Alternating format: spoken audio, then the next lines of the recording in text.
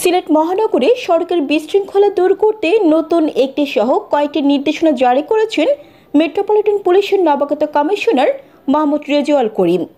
নির্দেশনাগুলো বাস্তবায়নের স্বার্থে ও সচেতনতা সৃষ্টির লক্ষ্যে 23 সেপ্টেম্বর পর্যন্ত সময় বেঁধে দিয়েছিলেন তিনি।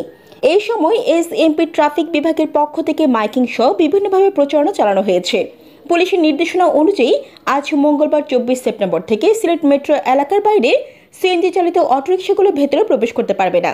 তবে রোগী বহনকারী বা জরুরি প্রয়োজনে কেউ বাইরের অটোরিকশা নিয়ে মেট্রোতে প্রবেশ করতে পারবেন। সোমবার সন্ধ্যায় এসএমপি ট্রাফিক শাখার উপকমিশনার PM আশরাফুল্লাহ তাহির জানান, মেট্রো এলাকার বাইরের মালিকানাধীন সিএনজি চালিত অটোরিকশাগুলো সিলেট ঢাকা মহাসড়ক দিয়ে আসলে, দক্ষিণ সুরমা চণ্ডীপুলে, সিলেট জকিগঞ্জ ও সিলেট ফেঞ্চুগঞ্জ সড়ক দিয়ে আসলে, দক্ষিণ সুরমার হুমায়ুন রশিদ চত্বরে, সিলেট তামাবিল মহাসড়ক দিয়ে আসলে মহানগরের টিলাগড়ে, সিলেট কোম্পানিগঞ্জ সড়ক দিয়ে আসলে আম্বরখানা এবং সিলেট সুনামগঞ্জ আঞ্চলিক সড়ক দিয়ে আসলে মদিনা মার্কেট এলাকায় থামতে হবে। এসব স্থানে মঙ্গলবার সকাল থেকে চেকপোস্ট বসাবে ট্রাফিক পুলিশ।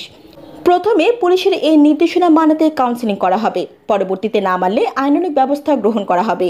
জান্নাতুল আফসানা, নিউজ ডেস্ক।